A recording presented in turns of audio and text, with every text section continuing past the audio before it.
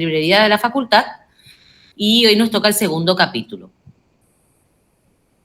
La clase 2, mejor dicho. Ok, gracias. Erika, ¿estás? Javi.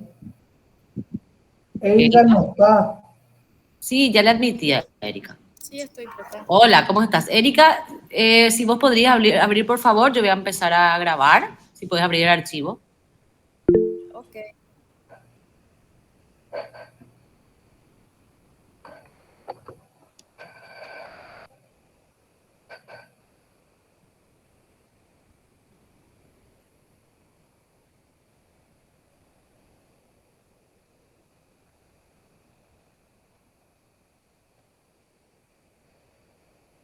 No está Erika.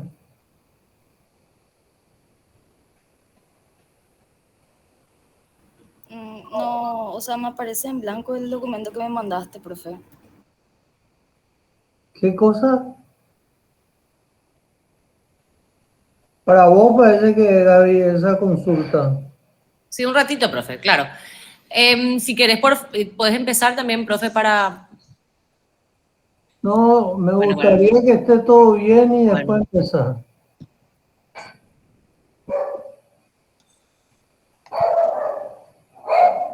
Hay quien viene. Will.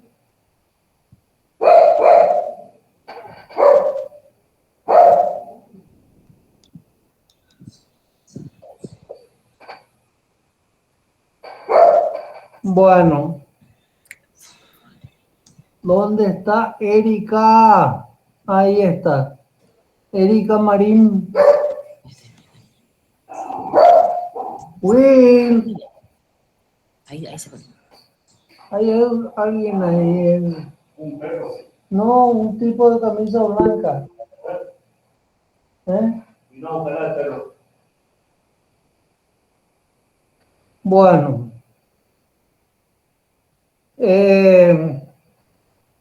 Vamos a empezar con esta pregunta. ¿Para qué estudiamos la historia de la arquitectura en especial? ¿Para qué? ¿Qué buscamos? Te juro que me llama la atención. Ustedes estudian historia, han estudiado varios semestres, tratan de copiar la historia, tratan de reutilizar la historia y no saben para qué estudiamos la historia. Están perdiendo el tiempo de balde si es que están en los semestres de historia, si no saben para qué van a usar, en qué van a usar la historia.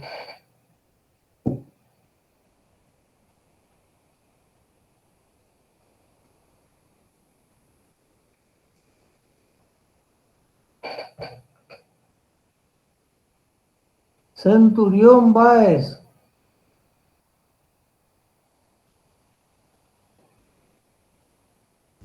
¿Para qué va a usar la historia? Para aprender. ¿Para qué? No te escucho. Para aprender de la historia. A todos, por favor, le puedo pedir que hablen fuerte, porque yo estoy grabando la clase y a veces sale muy bajita la grabación. Necesito que, por favor, hablen todos fuerte cuando hablen. Gracias. Claro, que tengan energía, que tengan, así como cuando se pelean con alguien, así a los gritos tienen que hablar.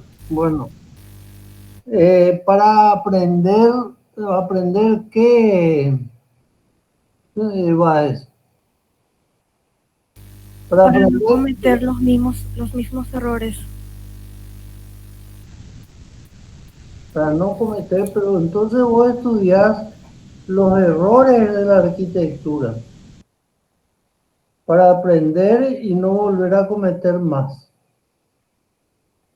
No estudiar la arquitectura y estudiar los errores de la arquitectura.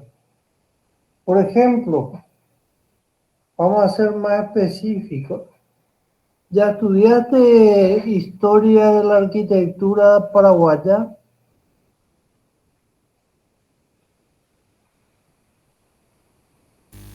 Sí. Bueno, ¿y qué aprendiste? ¿Qué sacaste de aprendizaje, de enseñanza? ¿Qué cosas no tenés que qué errores no tenés que volver a cometer?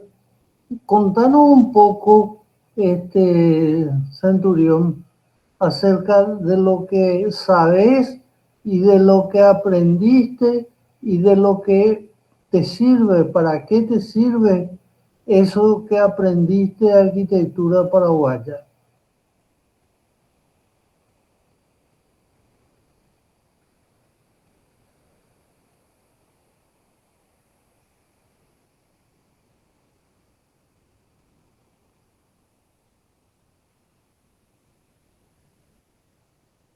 ¿Alguien quiere hablar en vez de Magalida Cac?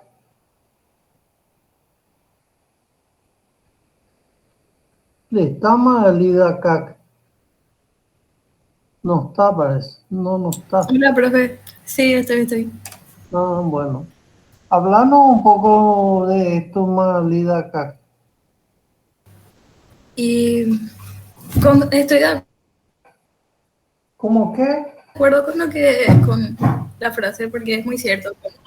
¿Cómo? No, no te estoy entendiendo. ¿Qué decís? Nada, digo nomás que estoy de acuerdo con la frase, porque así como en la historia podemos aprender y adquirir nuevas experiencias a través de las cosas que se van descubriendo.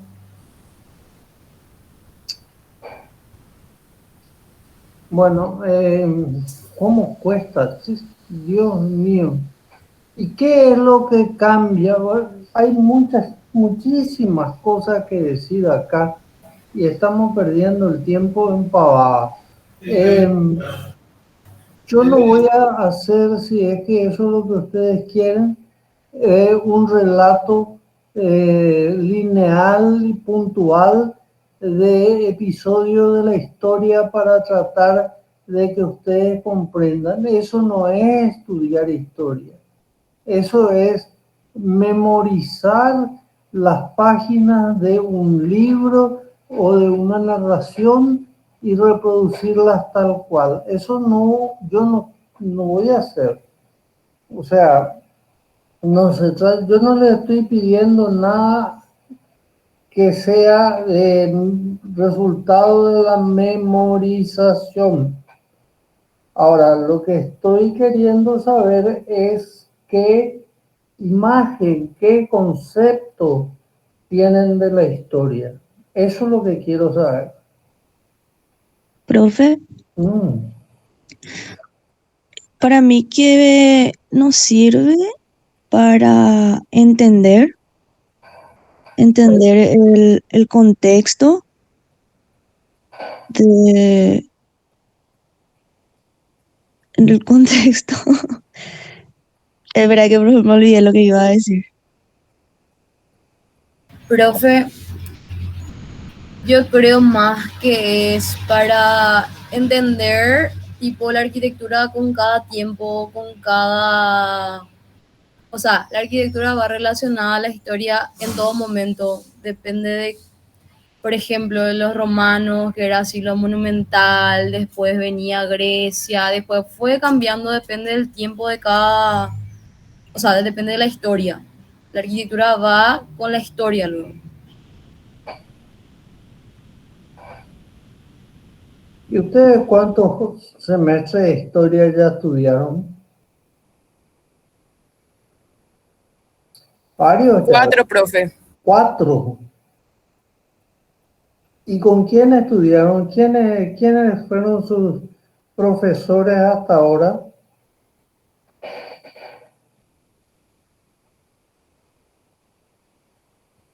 Fernández,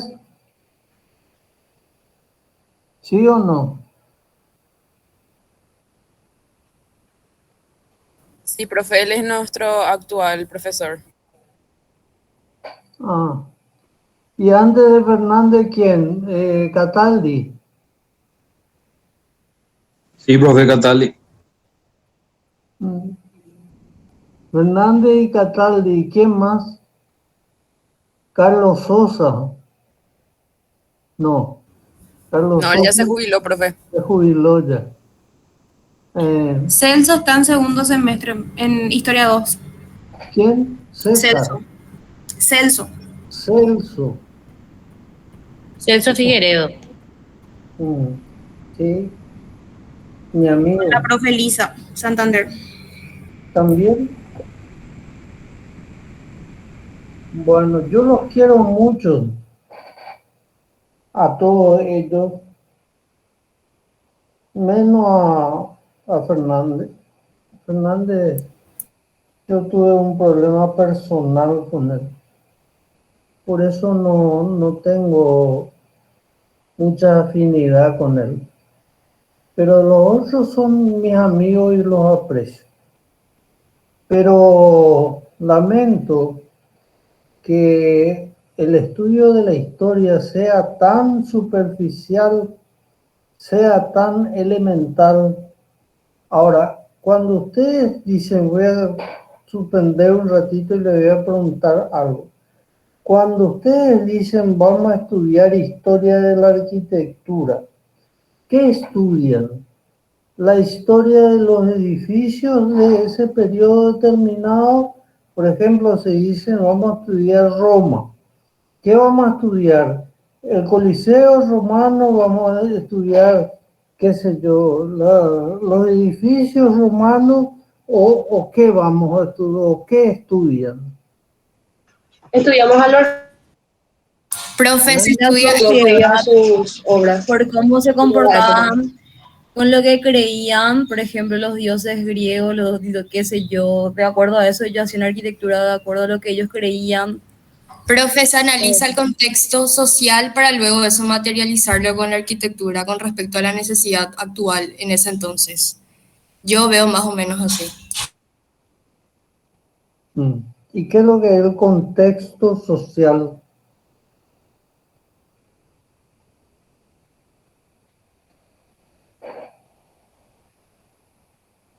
Un gran ejemplo y entrando a lo que era arquitectura de la época, o sea, en cada instante de la época, la reforma, la contrarreforma, cómo surgió el barroco, por qué surgió, porque la iglesia quería volver a la gente, o sea, que la gente vuelva, entonces hacía edificios cada vez más grandes, más ornamentados. Creo que a eso es a lo que la compañera se refiere, a la necesidad que hubo en el momento. Digamos que la arquitectura fue un método para expresar todo eso que ocurría en la sociedad. Bueno, voy a tratar de explicar un poco a mi manera para que ustedes también entiendan. El estudio de la historia es como un río que está permanentemente corriendo. Un río está permanentemente corriendo. Heráclito, un griego que se ocupó de la historia, dijo algo que es muy importante. Nadie puede bañarse 2 veces en un mismo río. ¿Qué quiere decir eso? A ver, Romina Guanes, ¿qué quiere decir lo que afirmó Heráclito? Que nadie puede bañarse 2 veces en el mismo río. A ver, profe, nadie puede bañarse 2 veces en un mismo río. Exacto. Puede ser lo que dijo la compañera de no volver a lo mismo. No, pero no, él no dice que uno tiene la opción de volver a lo mismo o no. Él dice, nadie puede bañarse, aunque quiera, aunque tenga todo el deseo del mundo, nadie puede bañarse 2 veces en un mismo río. Y es muy cierto. Porque corre, ¿verdad? Por la corriente. En el sentido de siempre hay movimiento, siempre es algo nuevo. Exactamente, siempre hay movimiento, siempre está corriendo, siempre está en curso. Entonces yo me meto ahora en el río y después de una hora me vuelvo a meter y ya es otro río, ya es otra masa de agua, ya es otro sedimento, ya es otra imagen, ya es otra realidad, ya no es el mismo río, son dos ríos diferentes. La persona también ya cambió, profe. La experiencia ya no es la misma.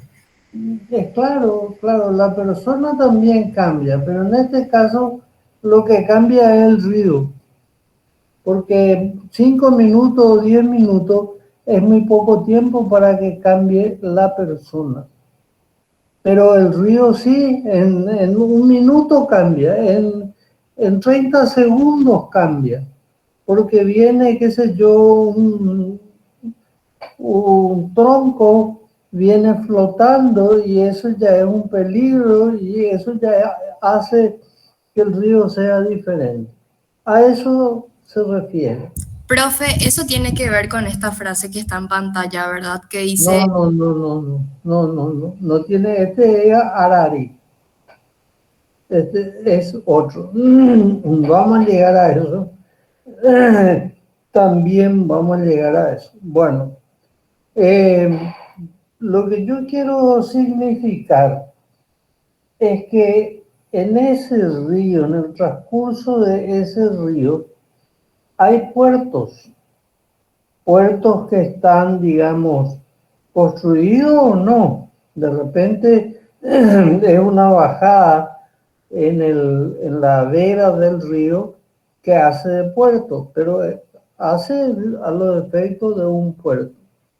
Entonces, las etapas, como quien dice renacimiento, barroco, manierismo, paleocristiano, gótico, esas etapas son los puertos. Esos son los puertos. Entonces nosotros venimos el bote, venimos bajando el río y nos vamos encontrando con los puertos. Podemos bajarnos en cada uno de los puertos o no hacerle caso al puerto, ¿verdad? Entonces, lo que yo debería de comprender es por qué aparece un puerto ahí. En ese lugar. Profe, si podrías, perdón, profe, ¿podrías hablar un poco más fuerte, profe? Porque se escucha muy bajito. Ahí ya no sé cómo. Will.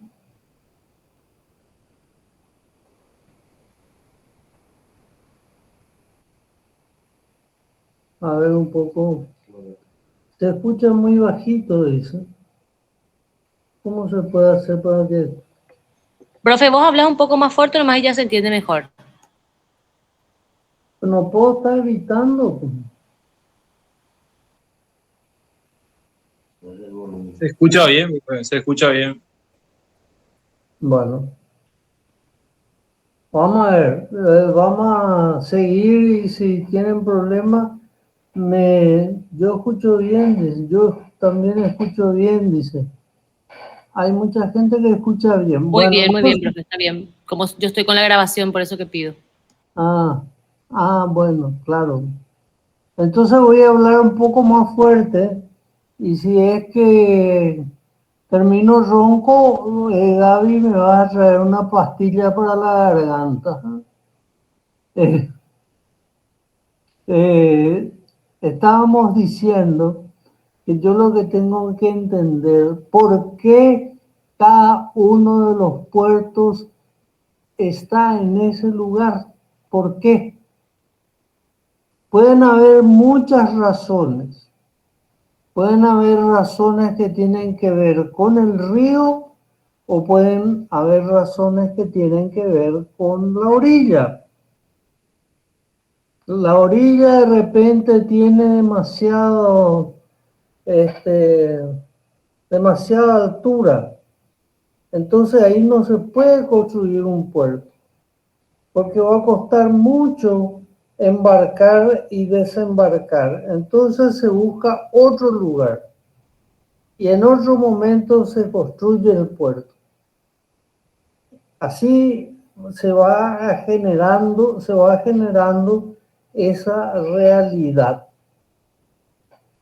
En ningún momento yo me planteo la necesidad de venir a ver los puertos para copiar los puertos y para construir otros puertos iguales a los ya existentes. No.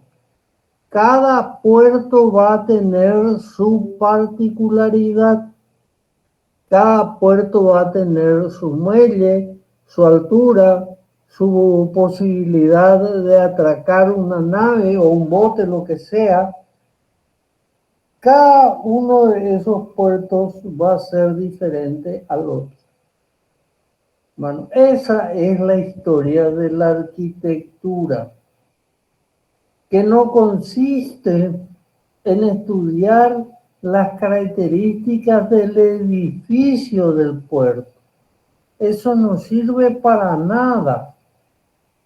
Lo que realmente importa es entender por qué se construyeron esos puertos en esos lugares. ¿Entienden la metáfora? Sí, profesor, entiendo. Bueno, esto porque hay mucha gente y creo que acá estaba a punto de salir para que dice la gente que estudian historia de la arquitectura para ver los modelos de edificios en los diferentes momentos y copiar cuando es necesario copiar alguno de esos modelos. Para eso no estudiamos historia. La historia no se copia, la historia no se repite, no se repite la historia. Eso nos lleva al tema del tiempo lineal y tiempo circular. Eso es antropología. ¿Quieren saber eso o no les interesa?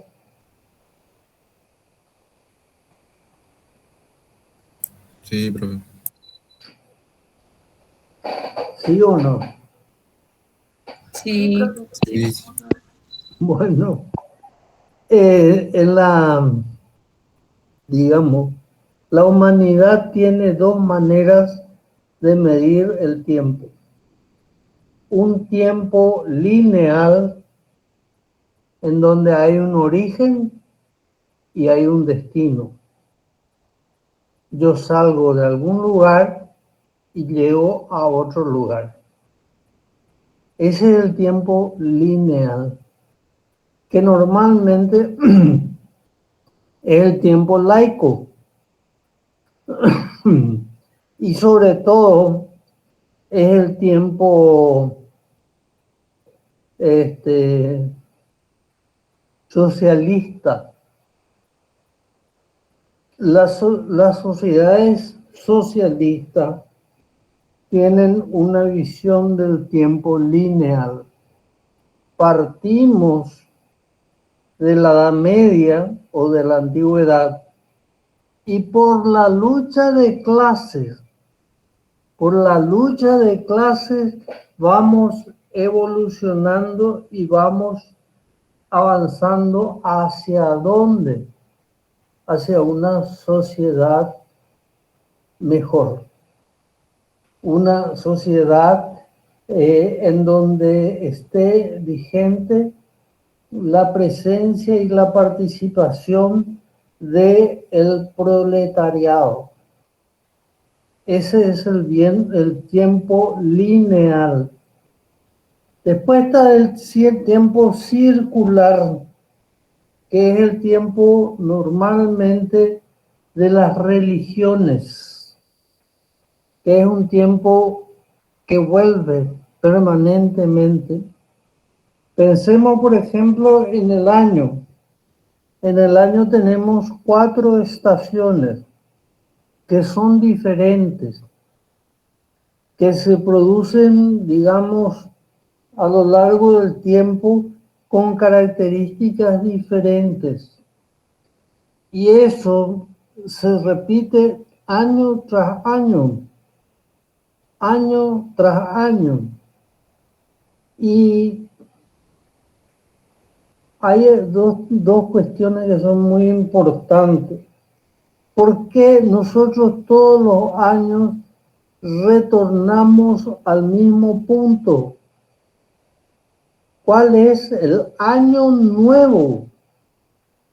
Hay un año nuevo que se inicia y hay un año viejo agotado que se va. Y en esa oportunidad, ¿por qué nosotros nos felicitamos por Año Nuevo? ¿Por qué? ¿Alguien sabe? No Porque es creo. un nuevo comienzo. ¿Comienzo de qué? ¿Nuevo comienzo de qué? ¿Comienzo de la El vida? año, profe, un nuevo año y es como más bien representativo, vamos a decirle que es una nueva oportunidad para, no sé, cada uno tiene su forma de ver el año nuevo y es como que nos decimos feliz año nuevo porque es un nuevo inicio de año lectivo en donde tenés como otra oportunidad de cumplir tus metas o qué sé yo. Bueno, eso en términos técnicos se llama la vuelta al hilo tempore. La vuelta al hilo tempore, al tiempo primigenio. Y en ese tiempo primigenio se pueden cambiar destinos. Si yo tuve un año desgraciado, en Año Nuevo, en la vuelta al hilo tempore, tengo la oportunidad de, en comunión con los dioses, en comunicación con los dioses, cambiar mi destino por uno mejor. Y a eso se llama, y ese es el tiempo circular religioso. En el tiempo circular todo vuelve, todo se repite. Y ahí es donde nosotros tenemos, digamos, anclado nuestro concepto. ¿Por qué? Porque nosotros somos una sociedad religiosa.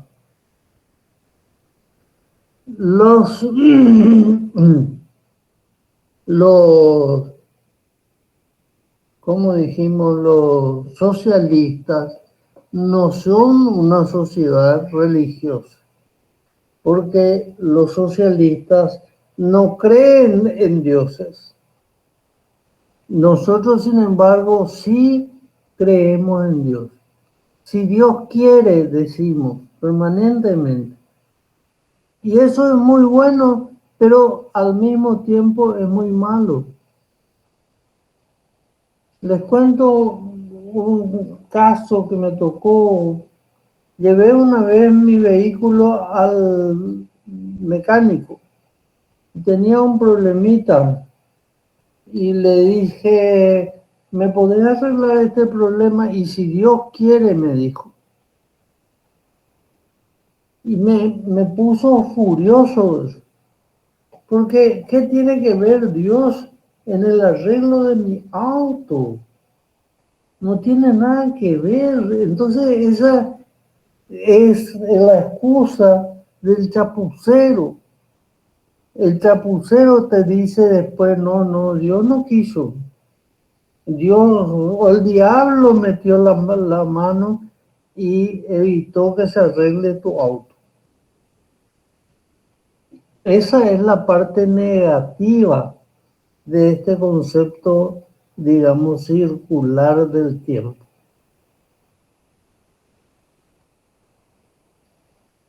¿Qué me dicen? ¿Tienen algo que decir o no? Y la verdad que capaz como pueden usar como excusa. ¿Cómo Y, es? y ¿Qué, como defensa, vamos a decirle. No sé si se entiende. qué es lo que decís, tonta? No Como, sé. como vos decís, profe, es como que si se cumple es porque Dios quiso y si no se cumple es porque no quiso. Entonces Eso. pone en manos de Dios en vez de sus capacidades, vamos a decirle. Así mismo, así mismo.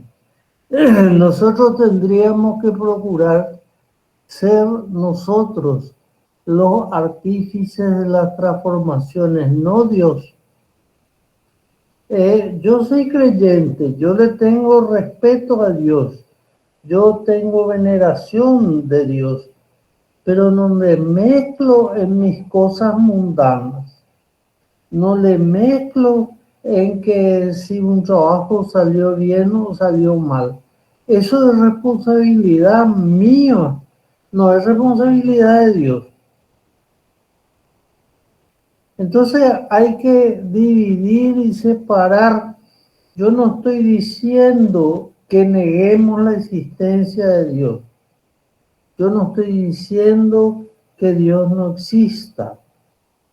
Yo lo que estoy diciendo es que no todo podemos atribuirlo a Dios, porque si no nosotros somos unas criaturitas incapaces de hacer nada.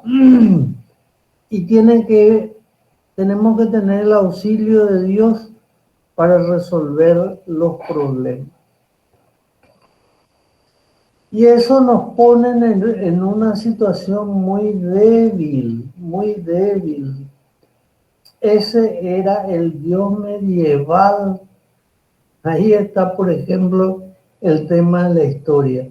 Ese era el Dios medieval, el Dios que todo lo puede, que todo lo hace, que resuelve todos los problemas, que si algo sucede es porque Él quiso, y si algo no sucede es porque Él quiso, y nosotros nos liberamos totalmente de toda la responsabilidad. Ante ese Dios, Spinoza, Baruch de Spinoza, un filósofo, dijo, Dios no nos creó a nosotros. Nosotros somos Dios. Y todo el mundo se asustó. ¿Y por qué le preguntaron? ¿Por qué nosotros somos Dios? Porque tenemos la partícula de Dios. Dios nos dio, nos colocó dentro de cada uno de nosotros una partícula que nos vincula a Él.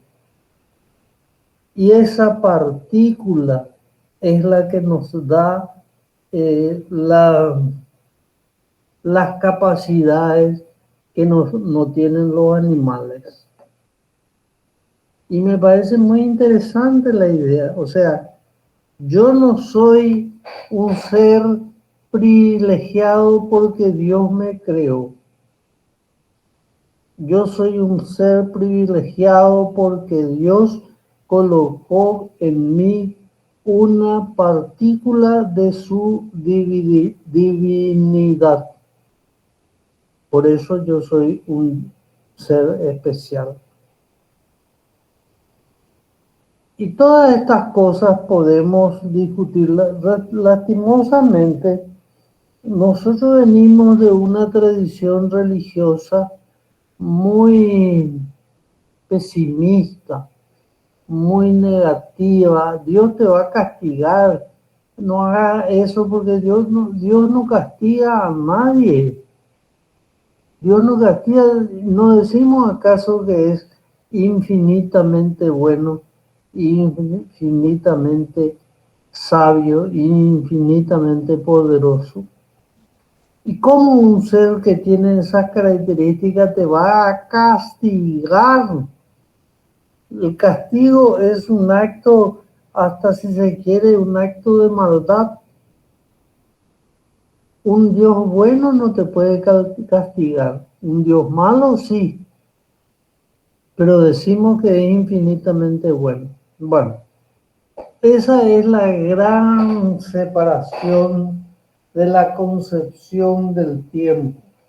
El tiempo lineal, inclusive algo también tiene de tiempo lineal el tiempo religioso, porque nos hablan del fin del mundo. El mundo se acaba, y es cierto que el mundo se acaba. Es cierto que se va a acabar y nos falta tanto para que eso ocurra. ¿Cómo le llama la religión a eso? Y el fin del mundo religioso, donde se va a acabar todo y va a venir Dios nuevamente a juzgar a los vivos y a los muertos. Eso es lo que dice la Biblia. En cambio, digamos, con la filosofía, la historia, lo que dice es, bueno, el mundo está en peligro por el cambio climático. El apagón térmico es una de las formas de acabar con todas las cosas y acabar con el mundo. ¿Y qué es el apagón térmico? El día que la temperatura no se distribuya más sobre la Tierra. ¿Qué va a pasar ahí? Se va a acabar en las estaciones. Se va a parar el clima. Ya no va a haber más inviernos ni veranos. Ya no va a haber más zonas calientes y zonas frías. Y al no haber esas cosas, no va a haber ventilación. Y si no hay ventilación, ¿cómo vamos a respirar? ¿Y por qué sucede eso? Por razones antropocéntricas. Porque nosotros estamos destruyendo el clima, porque destruimos la atmósfera. Contaminamos el aire, contaminamos el agua, producimos enormes problemas con la deforestación. Eso genera muchos problemas y el cambio climático. Vean YouTube. Ustedes son de la generación de la imagen. Vean YouTube. No les digo que lean, pero vean YouTube. Hay mucho material sobre el cambio climático. Concientícense que no podemos seguir haciendo esta barbaridad que estamos haciendo. Y los religiosos te dirán, es el libre albedrío. O sea, Dios pone en nosotros la capacidad o no de hacer las cosas. ¿Y para qué pone el libre albedrío en nosotros? Sin eso es una trampa. Porque el libre albedrío nos lleva a hacer macanas. Y hacer macanas nos lleva a la muerte. Entonces, ahí hay una trampa. Tenemos que tratar de evitarla. Bueno, alguna pregunta me imagino que deben tener la cabeza a 1000 por hora. Porque estas cosas que yo le estoy diciendo ahora No son cosas que se dicen a menudo, sobre todo en un aula de universidad. En una escuela de filosofía sí, pero en una escuela de arquitectura no.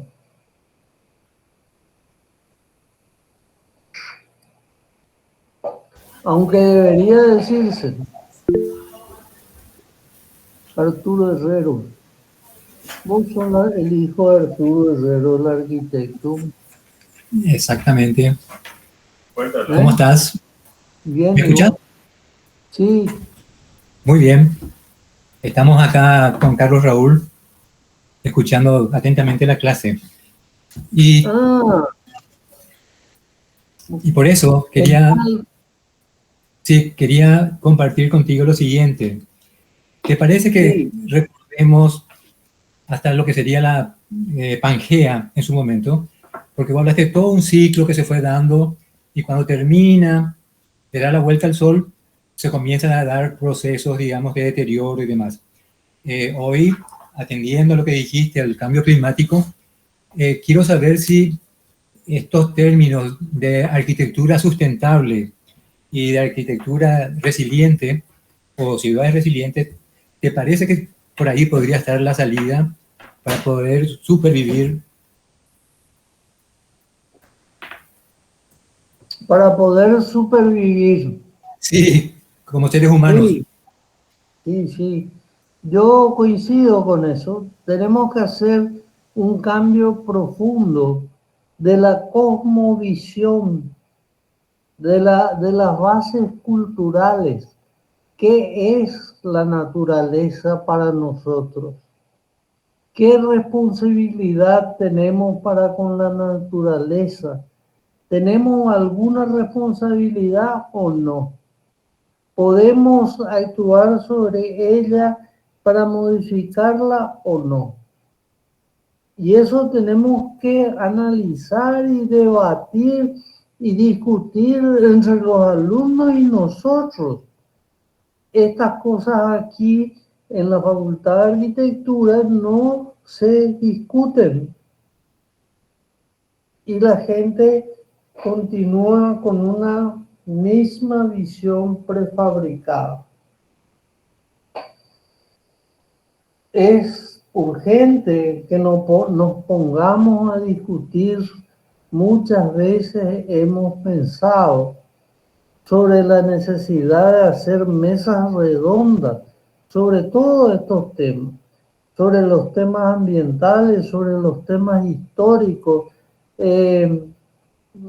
Ahora, te voy a plantear una cosa y me gustaría que ustedes y los alumnos se metan un poco en esta cuestión.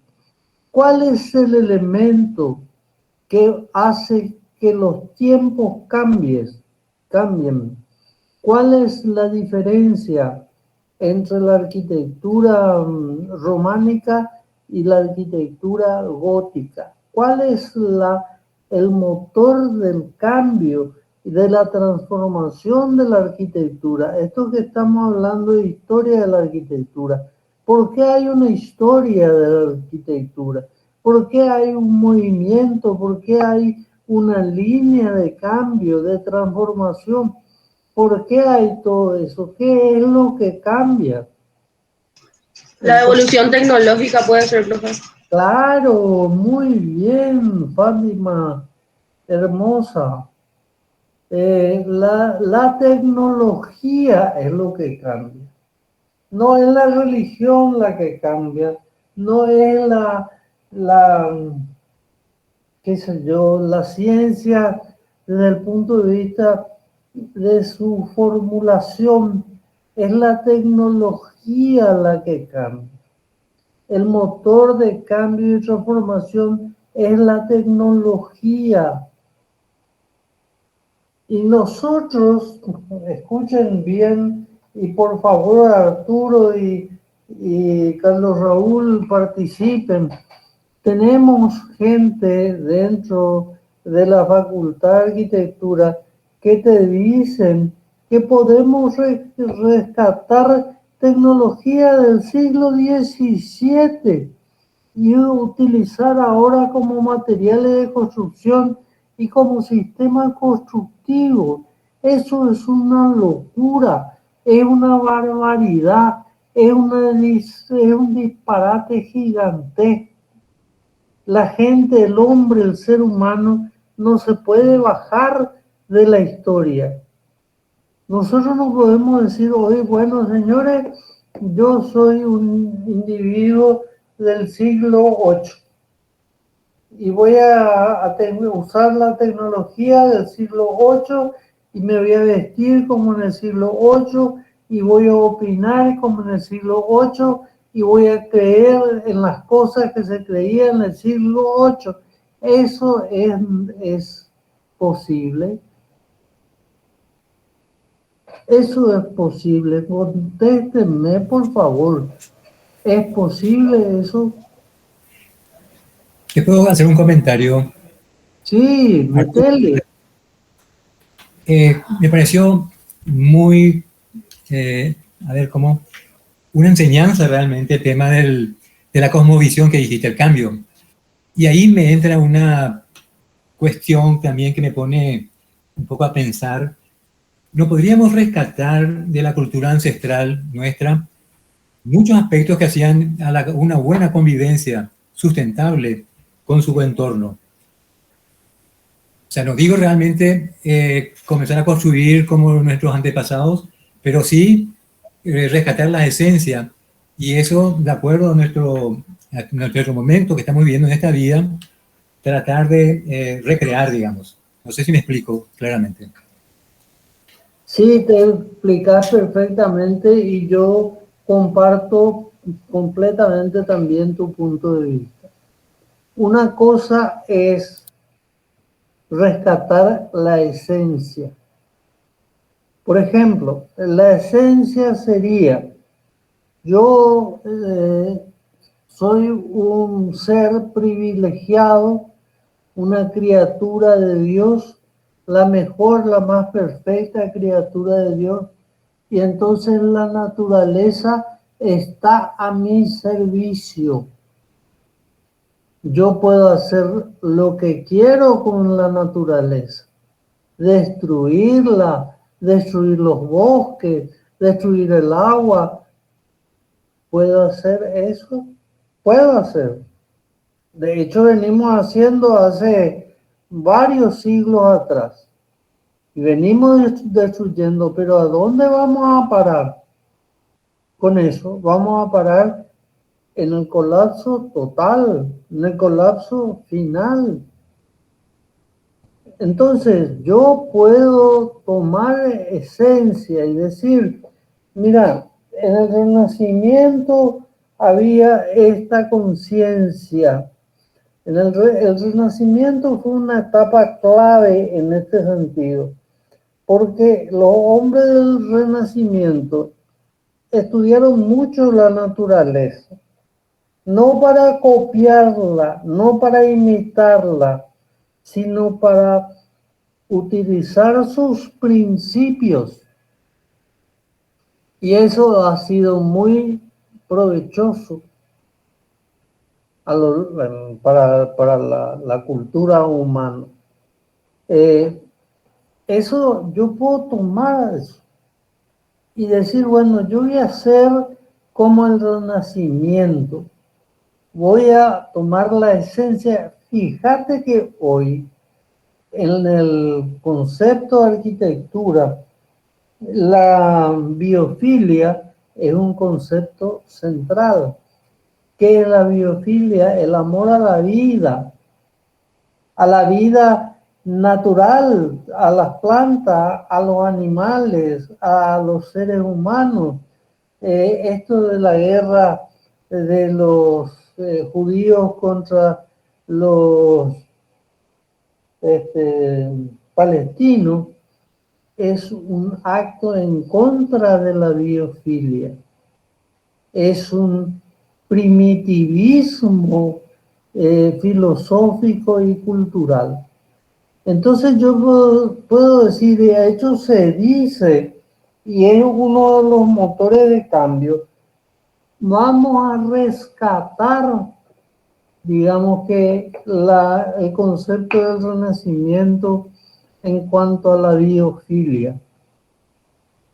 Pero eso no quiere decir que yo voy a copiar los edificios del Renacimiento bajo ningún punto de vista. Yo lo que voy a hacer es trabajar en favor de la naturaleza. Hay muchísima gente que está haciendo eso. Por eso que a mí me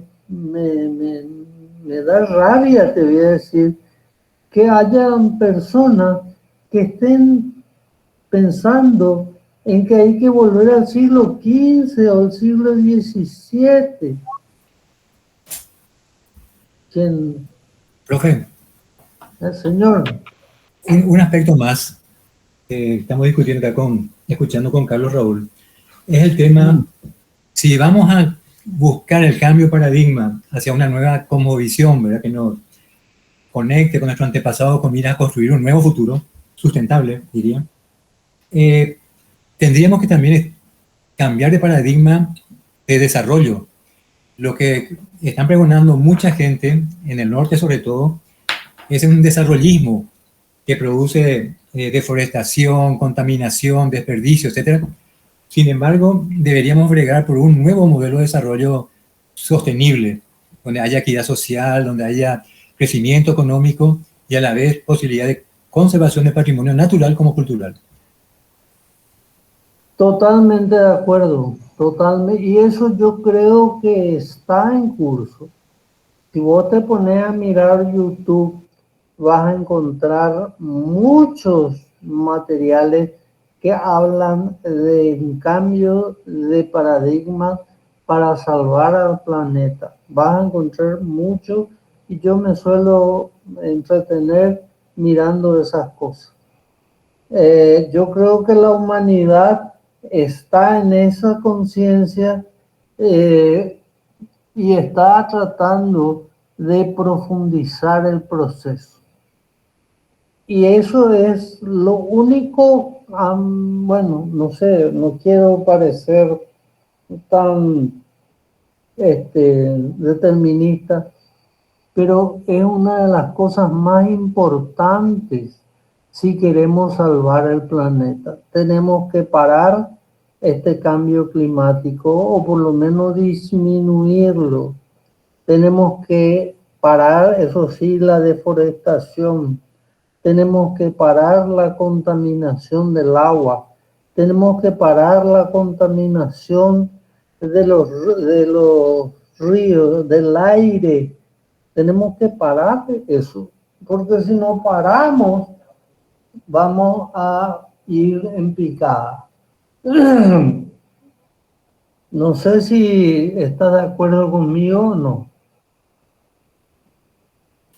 Estamos en la misma línea y creo que eso es lo que queremos comenzar a discutir con los estudiantes ahora, ¿no? Eso sería fantástico. Y también discutir por la propia currícula nuestra, ¿verdad? Claro, claro, claro. Eso no sé si me va a caer la oportunidad. Pero nosotros, ¿cuántos cursos de construcciones tenemos? Carlos Raúl, ¿sabes? ¿Cuántas materias? No estoy hablando acá con Carlos Raúl. ¿Cuántas materias de construcción tenemos? No tenemos idea. Y tenemos casi todos los semestres. Sí. Y nos obsesionamos con estudiar la construcción. Y no nos damos cuenta que dentro de un tiempo breve los edificios no se van a construir más. Hoy mismo los edificios ya no se construyen como cuando nosotros estábamos en la facultad. Ya no se construyen, se arman los edificios. Sí. Y nosotros los llevamos a los chicos y le hacemos estudiar construcciones. Paremos de enseñar construcciones, paremos de hacer construcciones. porque no, la construcción no tiene futuro. Dentro de 10, 20 años, el que construye un edificio va a ser mal visto por la sociedad. Y nosotros nos preparamos para eso. Y estos chicos, pobres inocentes, no dicen nada porque no entienden lo que se les viene encima. No entienden. Creen que, y vamos a ver, que dentro de 30 años la arquitectura va a ser la misma. Silvana Ojeda, ¿estás ahí? No está. Acá estoy, profe, acá estoy. Bueno, decime, desde tu punto de vista, ¿cómo van a ser los edificios dentro de 30 años? Igual que ahora se va a seguir usando ladrillitos cocidos, se va a seguir usando techo capií. ¿Cómo van a ser? Y yo creo, profe, que obviamente va a ser más avanzado, el sistema estructural también se va a renovar, digamos. Y la verdad que no tengo idea exactamente de cómo sería porque no me puedo ir hasta el futuro a adivinar cómo va a ser, pero supongo que va a ser bastante diferente en comparación a lo actual. Silvana, Claro. vos sos arquitecta, vas a ser arquitecta. Sí. Y tenés que manejar la iniciativa, la imaginación, tener proyecciones. Así. Por eso es importante la historia. ¿Entendés, Silvana? Sí, profe. Claro, claro. Vos tenés que imaginarte a partir de los datos que tenés hoy, cómo van a ser las cosas. Léelo a Harari. ¿Cómo que los 24 o no sé, hay el último de sus libros, justamente trata de eso.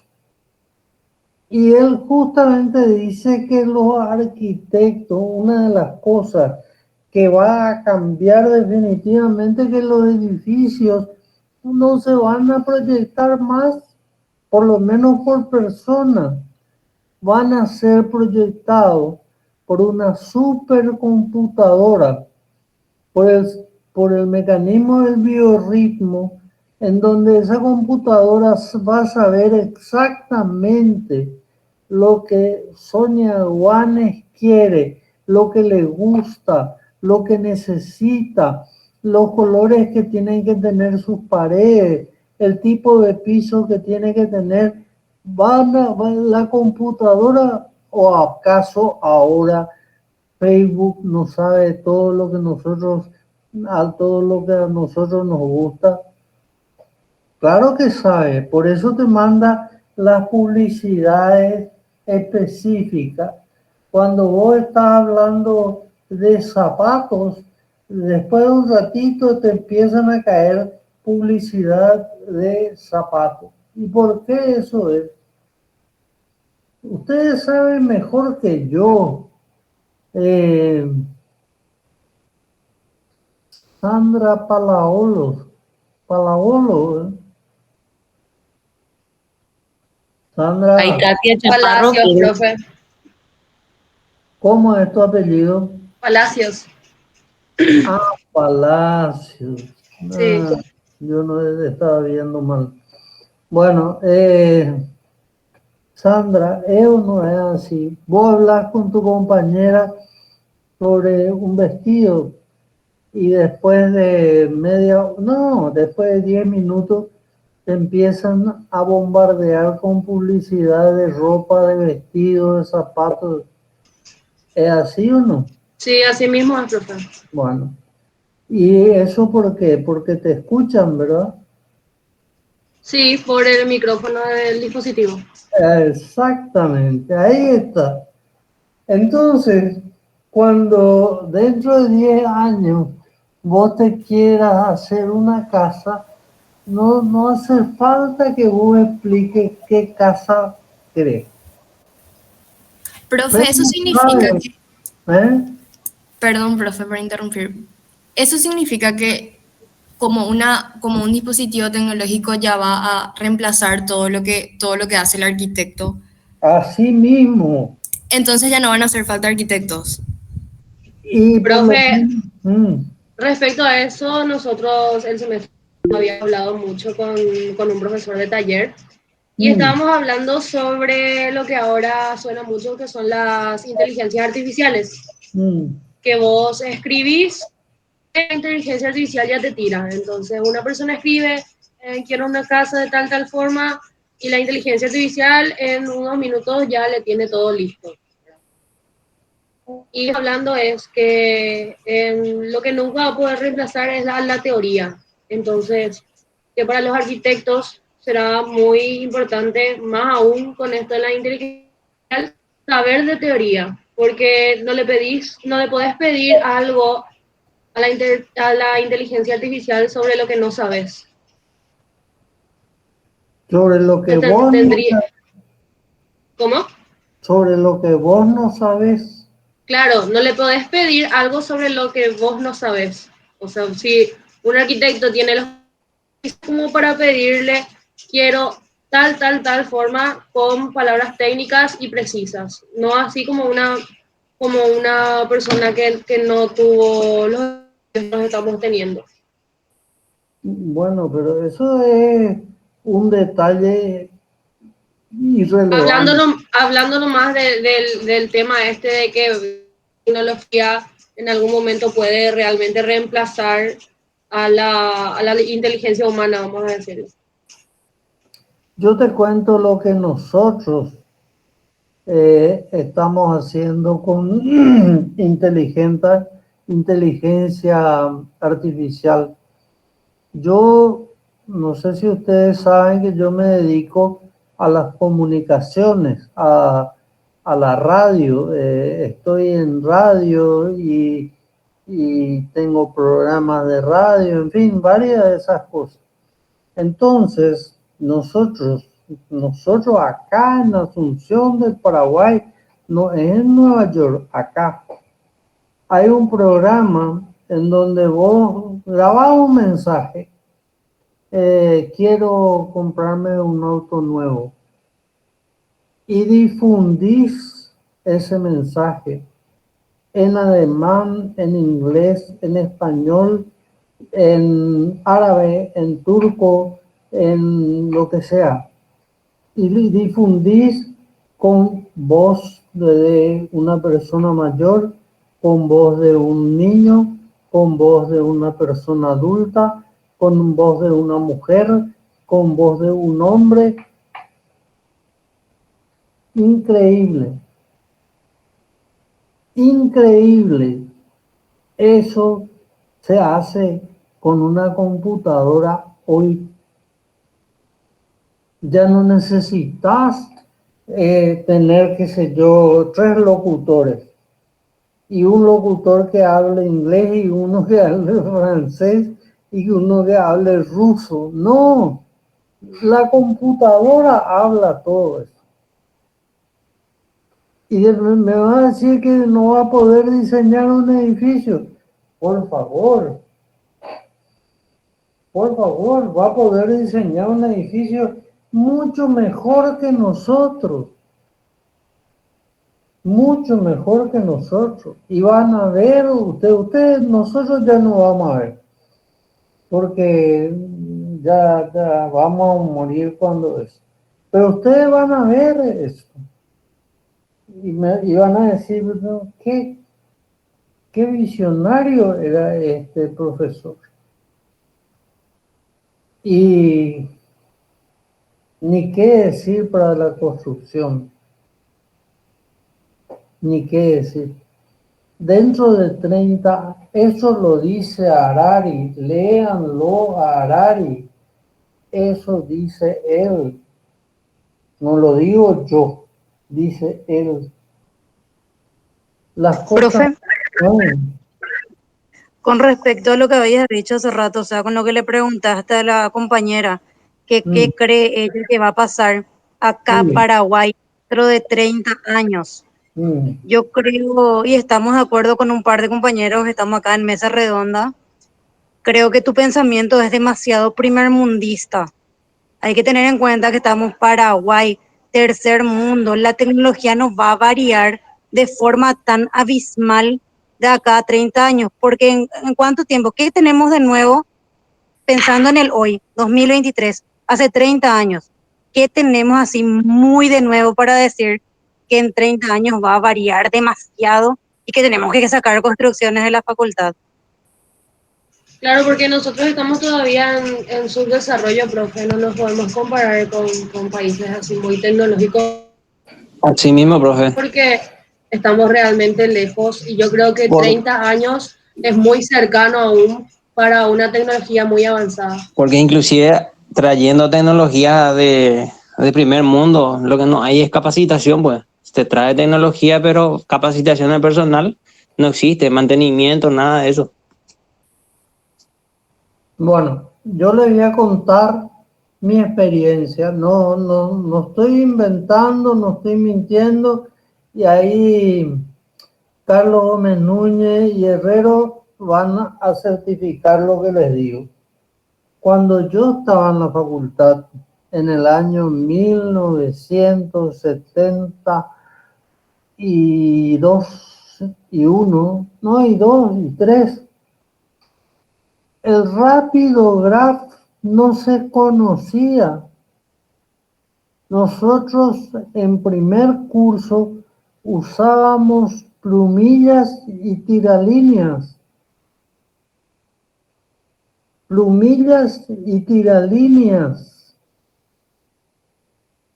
En el 73. De eso hace 40 años. Ustedes ni se imaginan lo que era eso. Ni se imaginan. Teníamos que dibujar los proyectos a mano sobre papel vegetal y si nos equivocábamos había que borrar las líneas con Gillette. O sea, hay un mundo de diferencia, un cambio espectacular entre 1970 y 2023. Pero, claro, son 50 años. Pero el cambio que ha habido, la palabra computadora, la palabra nosotros no conocíamos. Por supuesto, computadora. Claro, evidentemente sí va a haber evolución tecnológica, no decimos que en 30 años vamos a seguir igual que hoy, pero lo que pensamos es que en 30 años aún la tecnología no va a lograr reemplazar al capital humano, porque eso ya de hecho pasa ya en muchos lugares que acá no, por el tema de nuestro subdesarrollo aún. Sí va a haber, obviamente cada año se actualiza y avanza la tecnología y también nosotros siempre más tarde que a los demás. Eso que vos decís, Katia. Sandra. Bueno, eso que vos decís, Sandra, puede ocurrir en un año, en 2 años, en 3 años. Pero estamos hablando de 30 años, 40 años. Probablemente las cosas van a ser tan diferentes, pero tan diferentes, que no vamos a necesitar, qué sé yo, ¿cómo nos vamos a mover con vehículos no dirigidos? Eso dice Harari. Vamos a salir de la facultad o vamos a salir de nuestras casas y como hoy pedimos en un Uber, vamos a pedir un vehículo y va a llegar un vehículo en 2, 3 minutos, no conducido, no conducido, sin conductor. Nosotros vamos a subir al vehículo y le vamos a decir, bueno, yo me quiero ir a mi casa. Y el vehículo ya va a saber dónde es mi casa. Y me va a traer a mi casa. Permiso, profe. Pero, ¿qué pasa? Vamos a decirle que estamos hablando del tema del vehículo inteligente, vamos a decir. Pero, inclusive ya hay ese tipo de vehículos, pero el tema es que sí o sí, antes de tener ese trayecto que vos tenés de tu casa a donde vos estás, sí o sí de una forma manual y necesita del ser humano para que él pueda de alguna forma tener dentro de la memoria o del software que tenga ese vehículo para que pueda tener ese recorrido. Eso sí o sí, no es que va a ser 100% inteligente, vamos a decirle, el vehículo.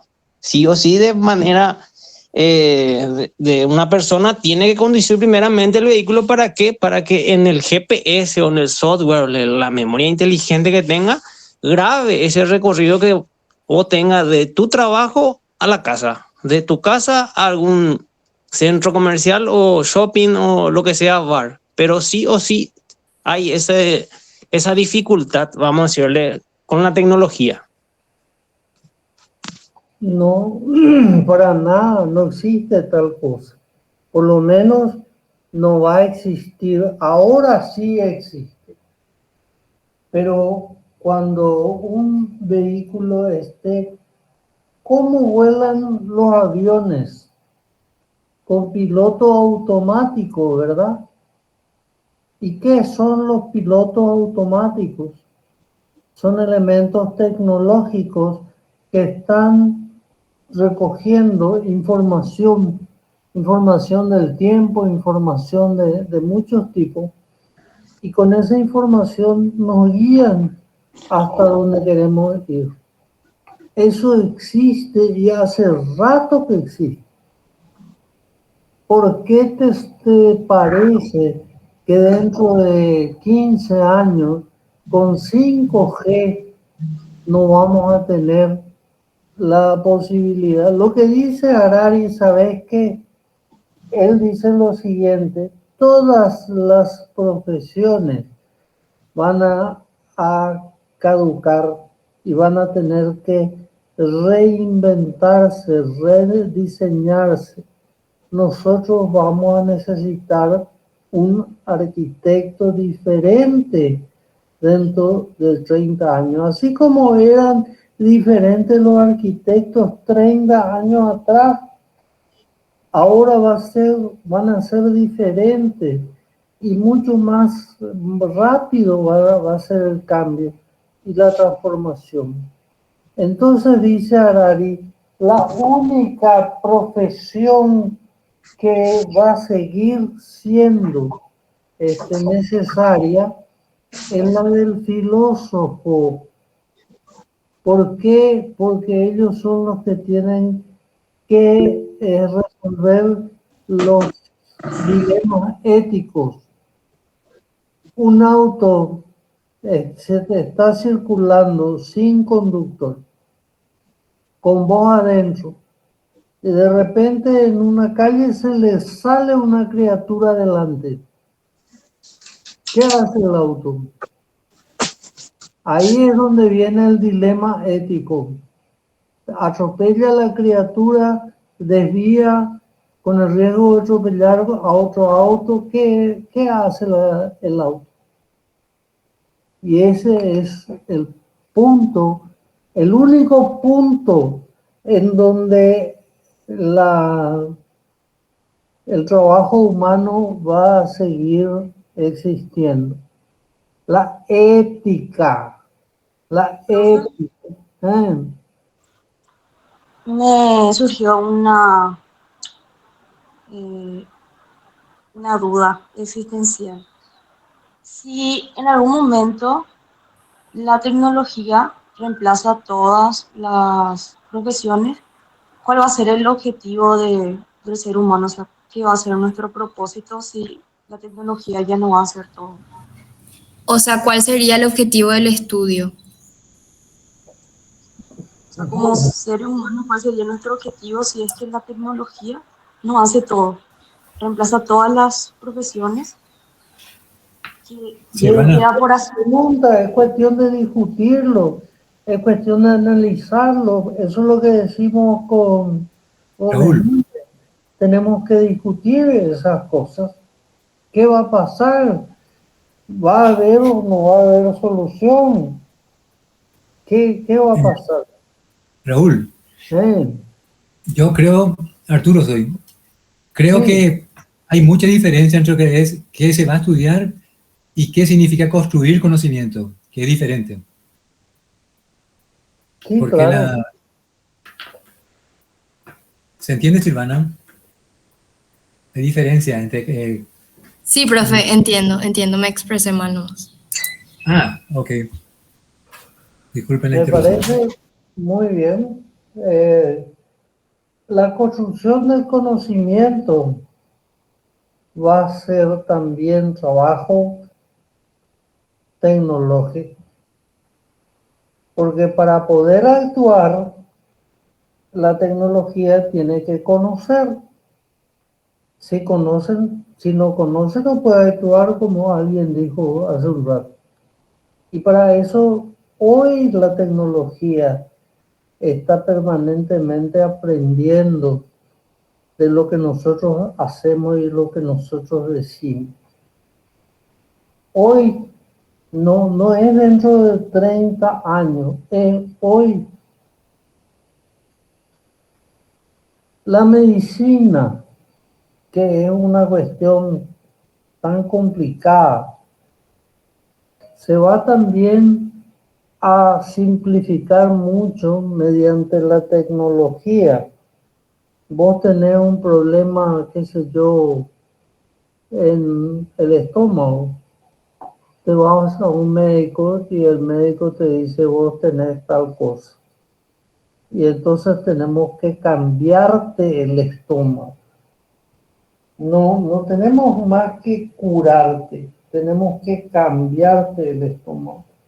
Entonces van a recurrir a las células madres y van a pedir, por supuesto, por computadora, un diseño de un nuevo estómago para vos. Y eso va a estar en 15 días, en 20 días, lo que sea. Y después vos volvés al médico y el médico te cambia tu estómago. El problema o el dilema es, ¿vamos a ser eternos? Y Harari dice que sí vamos a ser eternos. Imagínense, vamos a derrotar a la muerte. ¿Por qué no moriríamos? Si cuando tenemos un problema cambiamos, como hoy un automóvil, tenemos un problema en un automóvil y cambiamos la pieza, no la reparamos. Antes, en los primeros automóviles, en la década del 50 y el 60, las cosas se reparaban. Vos llevabas a un mecánico para que te repare tu auto. Hoy no. Hoy te vas y te cambian las piezas.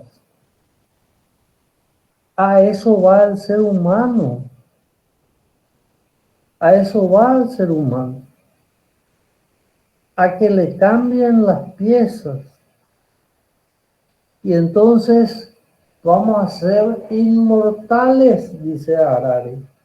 No digo yo, porque yo no tengo el suficiente estudio como para decir eso. Pero Harari lo dice, vamos a ser inmortales. No nos vamos a morir, vamos a vivir 100, 150, 200 años y nos vamos a morir de un accidente. Pero no nos vamos a morir de enfermedades. Eso quedó atrás ya. Y eso es lo que nosotros tenemos que asimilar en el campo de la arquitectura también.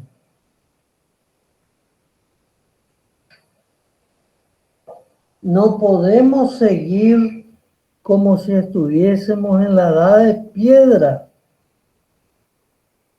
¿Hoy acaso no hay impresoras inteligentes mediante las cuales se construyen edificios?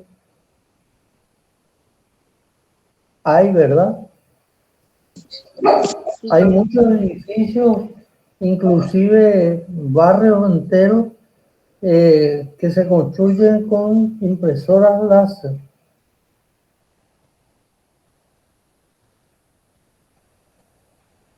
¿Y dónde está nuestro trabajo? No sé dónde. Existe, por ejemplo, las impresoras 3D que usan concreto, pero así también hace falta también lo que sería la mano de obra, profe, porque de por sí o sí se tiene que darle un armaje para que se sostenga esa estructura. Y también es lo que sería el montaje de la impresora misma. Sí o sí se necesita pues la mano de obra humana, vamos a decirlo. No, bueno, eso es hoy, Mauricio. Eso es hoy, pero dentro de 30 años no se va a necesitar más eso. No se va a necesitar más. Porque ya todo va a estar, los robots. ¿Vos crees que vamos a robotizar la actividad humana o no? ¿Vos crees en los robots? Sí, ya prácticamente existe gente mitad robot. La gente que tiene prótesis, se hacen las prótesis más avanzadas, cada vez más avanzadas. Y bueno, ¿y para qué vamos a discutir mucho? Vos me estás dando la razón. No, pero te digo nomás, profe, que sí o sí, creo yo, o sea, yo tengo el pensamiento de que sí o sí, justamente va a estar la tecnología, pero sí o sí se va a precisar, no del 100%, sino un porcentaje de lo que sería la mano de obra humana, digo yo, ¿verdad? Ese sería mi pensamiento, no sé qué. Y bueno, es tu pensamiento, pero no parece ser la realidad eso. Profe, y la masa, las personas que son los obreros, o dónde sería, cuál sería la nueva, o sea, qué estudiaría, qué conocimiento entonces tendrían que tener para el futuro Y hay que para definir, poder trabajar, qué sería tipo más hacia lo teórico, más hacia lo filosófico y dejar de lado la parte constructiva, la parte de mano de obra. La parte física en general sería, tipo, hay que, mucha gente va a quedar sin trabajo por lo visto. y sí, la gente va a quedar sin trabajo, pero eso ya está escrito hace como 15 años. Escribió un libro que yo lo tengo por ahí. Se llama El fin del trabajo. Y él Ruskin, no es Ruskin, no me acuerdo. Él dice que se va a acabar el trabajo. Esto que hoy nosotros conocemos, un obrero de la construcción, un oficinista, eso se va a acabar. La gente, el mundo del trabajo va a ser completamente diferente de lo que es hoy. Y ya viene cambiando desde luego, desde hace un tiempo. Desde hace un tiempo. Ahora, yo entiendo que nos asuste este tipo de cosas porque nosotros tenemos que repensar, bueno, ustedes, yo ya no, pero ustedes tienen que repensar qué van a ser dentro de 5 años, dentro de 10 años? ¿Qué van a hacer? Nosotros, digamos, nuestra generación ya no se ocupó de este boom de la construcción en altura. Nosotros ya estamos fuera, porque tenemos ya arriba de 60 años. Y para esta época, 60 años es una barbaridad de tiempo. Ahora están los chicos, ustedes, gente un poco mayor que ustedes, la que está construyendo. Eso era impensable en los años 70. Impensable. Porque todavía era mucho una cuestión manual, de experiencia, de conocimiento, de haber pasado por situaciones similares, etcétera, etcétera. Y hoy cambió completamente eso. Disculpame, profe. Si tuviera que dar una respuesta a todo lo que estamos planteando, ¿cuál sería el futuro entonces del arquitecto? Y la tecnología, esa es el motor de toda la realidad presente y futura. Entonces tendría un trabajo en conjunto con la tecnología. No desaparecería del todo ese deber del arquitecto. Sí, así mismo. Desaparecería, va a desaparecer lo que nosotros hacemos ahora. Va a desaparecer y va a venir otra cosa que nosotros ni nos imaginamos. Pero la esencia mismo del arquitecto no cambiaría, ¿verdad? O sea, sino la forma de trabajar, ¿verdad? Y bueno, eso ya veremos, no sé, yo no soy adivino, pero un planteo más, porque ¿qué pensás de eso? yo creo que va a cambiar todo. Yo creo que aún la esencia, dentro de 30 años, ustedes no van a trabajar con un ingeniero. La gente les va a preguntar, ¿qué es lo que es un ingeniero? ¿Qué hace un ingeniero? ¿Qué hacía un ingeniero? Y eso es lo que les van a preguntar. Ustedes van a trabajar con un ambientalista, con un informático y con un ingeniero electrónico. Con esa gente van a trabajar ustedes. Y cuando... No, en algunos casos ya existe, ya se está trabajando con eso, profe, porque hay algunos clientes, por ejemplo, que están con el tema de tecnología ahora que le busca a Alexa automatizar lo que sería toda la parte de lo que sería la parte del hogar, las iluminaciones y todo eso. Los edificios inteligentes, los edificios que funcionan solos, que se prenden las luces solos, que funcionan. Es decir, vos va a suceder que vos le digas a una central inteligente, cuando salí de tu oficina, mira, cuando llegue a mi casa yo quiero que esté el aire acondicionado de mi dormitorio prendido, el aire acondicionado del estar comedor prendido, el aire acondicionado de tal parte prendido, la luz del jardín prendida, el sistema de riego funcionando. Y bueno, y vos vas a llegar a tu casa y todo esto va a estar prendido. Funciona. Eso no es el futuro. Ese es el pasado ya.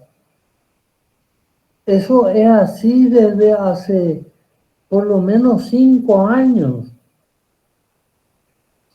Yo viajé a Buenos Aires hace por lo menos 10 años y ahí ya se estaban ofreciendo en una feria de la construcción, se estaban ofreciendo estos sistemas de automatización que se llamaban los edificios inteligentes. ¿Y saben cuál es el problema que tenía eso para funcionar? Que no tenían que tener uniones de los cables. Los cables tenían que ser sin uniones. Y acá era muy difícil hacer un sistema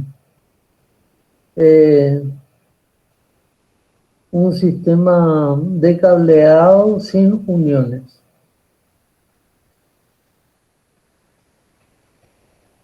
¿Qué es lo que está pasando con ustedes? ¿Se están yendo? No, estamos haciendo para que la profe revise después nuestra asistencia y sin molestar, entonces escribir. Dale. Gaby, este es para vos entonces.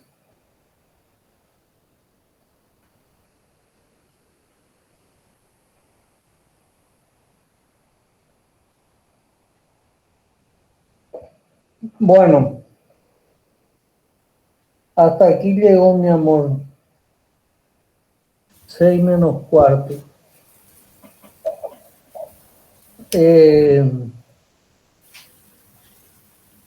¿Hay algo que quieran rediscutir, pensar, analizar?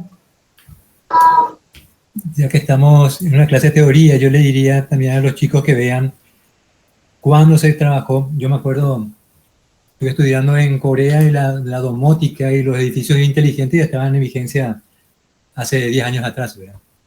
Sí, claro que sí. Claro que sí. Hace 10 años ya están. Sí. Y los chicos creen que no va a pasar nada en los próximos 30 años. Yo no sé, creo que era Rudolph y algo así, alguien que escribió en un momento dado sobre arquitectura sin arquitectos, ¿verdad? Si bien ahí él tenía pensado en el rescate de la arquitectura vernácula, yo creo que en la línea que vos mencionaste, habría que contextualizar en la sostenibilidad, en la sustentabilidad y sobre todo la resiliencia, o sea, hablar en términos contemporáneos, digamos, para que de alguna manera el arquitecto sea el que maneja como ya la robótica, la nanotecnología, etc.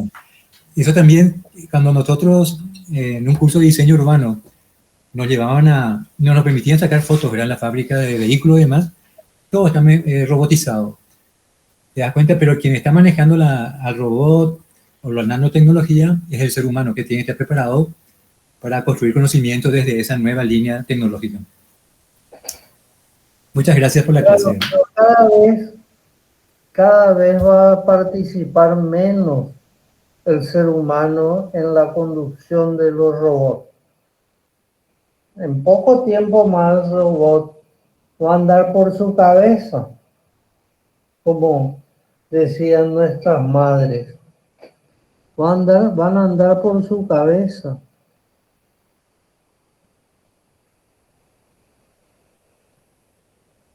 Bueno, hasta aquí, jóvenes de la patria.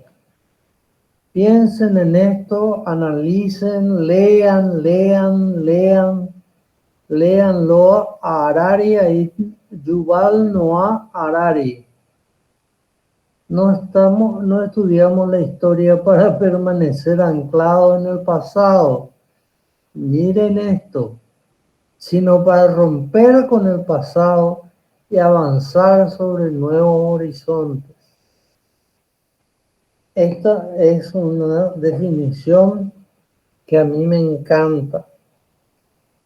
Rompemos con la historia para avanzar hacia adelante. No estudiamos historia para repetir una y mil veces las mismas soluciones. Esto está copiado textualmente del texto de Harari. Yo no agregué ni una palabra. Eso es lo que él dice. Bueno, jóvenes, ha sido un placer. Gracias, Arturo y Carlos Raúl. Gracias por acompañarnos y aportar lo que se puede. Gracias a todos. Muchísimas gracias. Gracias. Nos vemos el próximo martes. Hasta el próximo martes. Dale. Chao. Bueno, hasta luego. Profe, ya pusimos los nombres. Sí, estoy viendo, para que nadie se olvide nomás. Buenas tardes para todos, gracias. Buenas tardes. Gracias, Katia.